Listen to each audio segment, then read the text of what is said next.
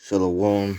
First and foremost, I want to give all praises, honor, and glory to Yahweh Bashim Yahshua Bashim Rakadash. Give double honors to the elders and the apostles of Great Millstone who well, and peace and blessings to your elect. Now, this is a lesson that I've been trying to do for a while, but there's always some kind of issues with either saving, recording or whatever. So, Lord willing, this lesson goes well. I pray that it's edifying. Anyway, Russia's been all over the news, as you know. Russia really getting its warlike nature. I'm not really gonna go into any of these articles because I had like two that I wanted to go into, but I can't really find them right now. So I'm probably just gonna hit Ezekiel the 38th chapter, then possibly Isaiah 12 chapter 12 and 17, if I'm not mistaken, and then close it out.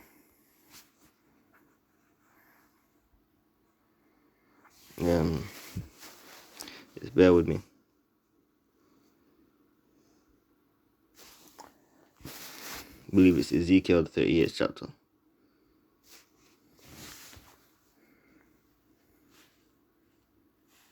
Okay, this is Ezekiel 38 and 1. And the word of the Lord came unto me, saying, Son of man, set thy face against Gog, and the land of Magog, the priests of Meshach and Tubal, and prophesy against him. And for those of you who may not know, something that we probably all know, or should know, is that, Gog and Magog is modern day Russia,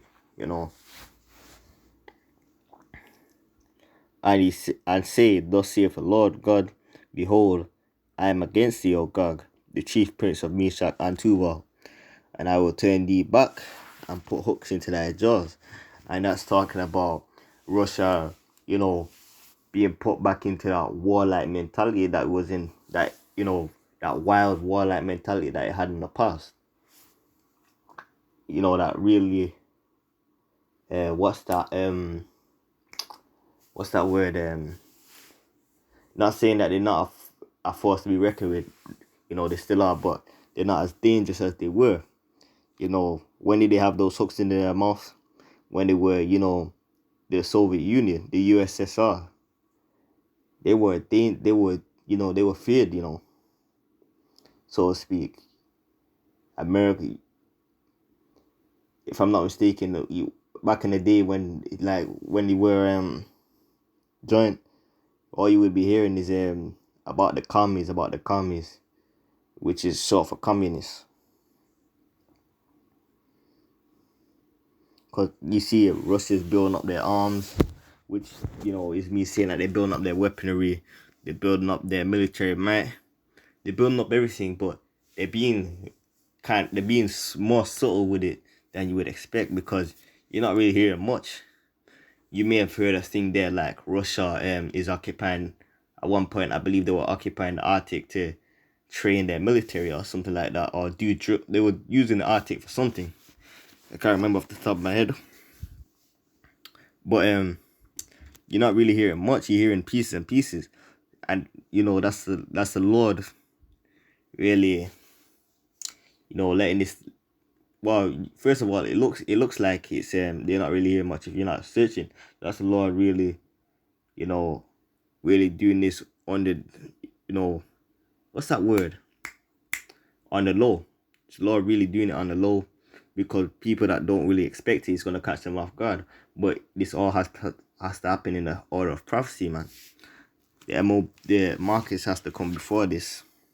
So when the markets comes, then is when the World War III can happen. It can't happen before, because that prophecy has to happen before it. So Salakia. So when Russia gets those hooks back to his mouth, it's no longer going to be in the mindset of trying to do what's best, so to speak, for to keep the peace. They're gonna be like, no, we had enough, and we're gonna be taking what we think is ours. And I will bring thee forth and all of thine army, horses and horsemen, and that's referring onto their battalions, their arsenal and whatnot, and them clothed with all sorts of armor, even a great company with bucklers and shield, all of them handling swords. And I remember the brother Bakar, and he played a video of horses running. And when you turn missiles on, when you turn like on the side, it looked like a company. The missiles actually look like some running horses, which was spiritual, because you gotta remember, when they're writing stuff back then, they're trying to liken it onto something that they know. It would have been no sense them say, oh, this is a missile, this this is this is that, because no one would know what on earth they're talking about, because they weren't things really common, they weren't really things commonly known back then. They wouldn't have known what they were talking about. That's why they liken the chariot onto a cloud. That's why John the Baptist likened the chariot onto a cloud. If he had likened it onto a jet, it would have been like, jet, what are you talking about? Because that wasn't a phrase or something that they would have been familiar with. Persia, Ethiopia, and Libya with them, all of them with shields and helmet. All these small nations are going to be under Russia, like underneath their protection, so to speak, because they're going to have their fun with America, and they're going to be, America's just going to be lit up like a candlestick, so to speak. Goma and all his bands, the house of Tugama of the north quarters, and all his bands, and many people with thee. Be thou prepared, and prepare thyself, and all thy company that are assembled unto thee, and be thou a guard unto them.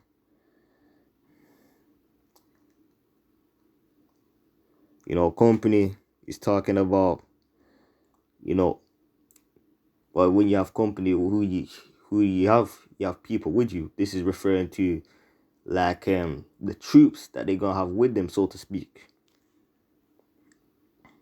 And they're gonna be underneath the wing of Russia, because Russia is gonna be put back into that formidable force, and they ain't gonna stop. They ain't gonna be able to stop Russia. It's gonna be like a bear mauling a deer, man.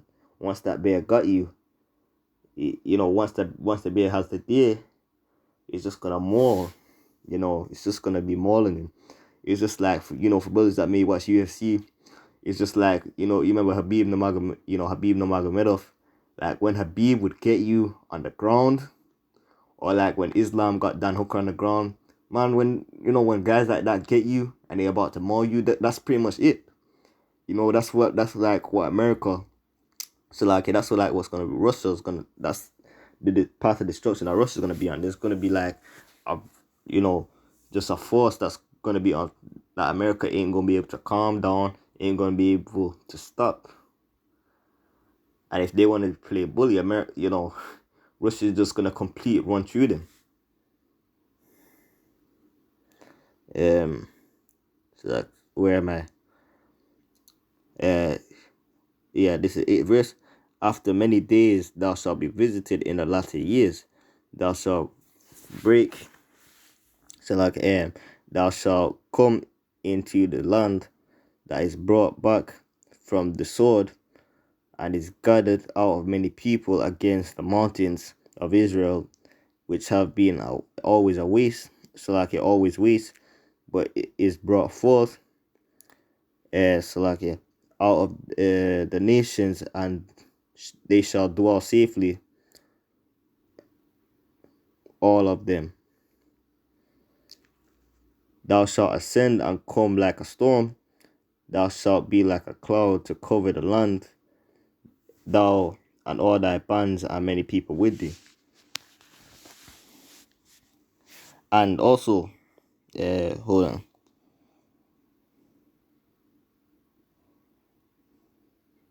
So like I just said, it's already gone back to saying the many people with thee.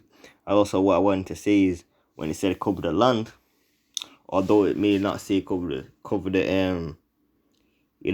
the sun.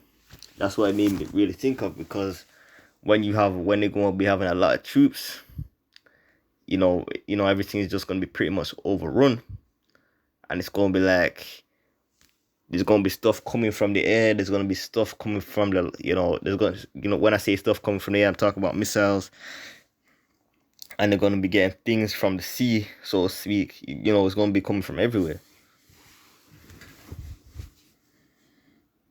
Thus saith the Lord God, it shall also come to pass that at the same time shall things come into thy mind, and thou shalt think a evil thought.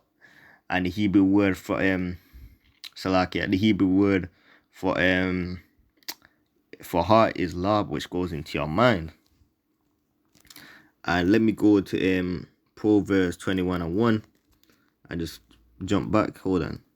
Proverbs 21:1. The king's heart is in the hands of the Lord, as rivers of the water. He turns it whithersoever he will. So it doesn't. Russia may not necessarily want to go on a destructive rampage and just completely level America, because they do have benefits where they trade under the table, and they can still make money and whatnot. So Russia may, for example, say if Russia may have wanted peace, Russia may have wanted to come to a solution. It doesn't really matter, because you could want one thing, but ultimately the Lord is the one. You don't do what you want to do. You're ultimately doing the Lord's will, whether it be good or evil, because nothing happens without the Lord wanting it to happen.